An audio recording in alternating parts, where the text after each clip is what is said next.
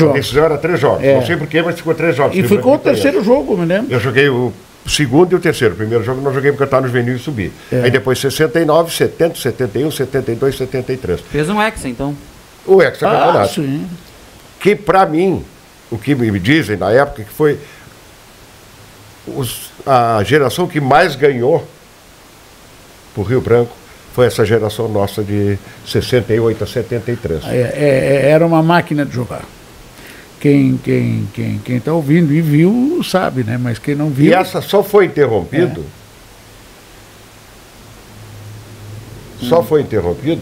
porque na época, em 74, eu saí do Rio Branco, fui pro Brasil e ganhei o campeonato pro Brasil. Sim, já vamos chegar nessa parte. Em 74. Já vamos chegar Fazia nessa parte. 47 anos que o Brasil não ganhava.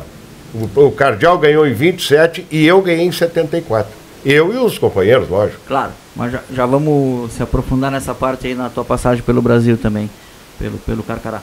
Mas vamos seguir um pouco nessa coisa aí do estadual. Tá bem, aí ganha do Arroio Grande e vai para as finais do estadual, faz o quadrangular, né? Como é que foi a disputa desse quadrangular? Aqui? O primeiro jogo foi 2-2, Rio Branco e... O 14 não foi? Não, o 14 foi a final. Foi a final.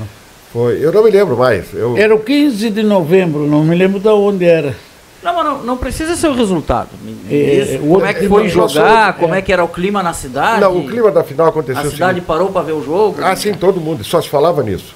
E o Rio Branco só perdeu porque a diretoria da época fez um trabalho bom até ali.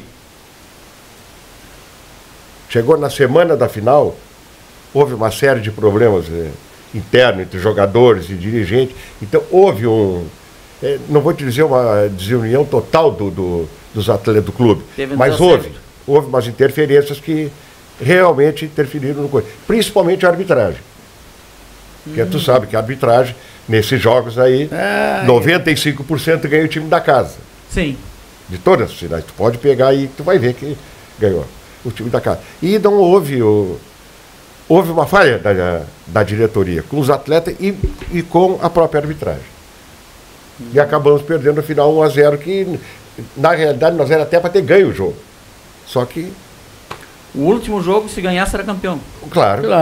Os dois, quem ganhasse era campeão. Os dois, quem ganhassem, e o 14 ganhou 1-0. 1-0. 1-0. Foi ali também. Foi ali, Poderia ter sido campeão. E o Rio Branco não era esse pavilhão ainda, né? Era o pavilhão de madeira na época.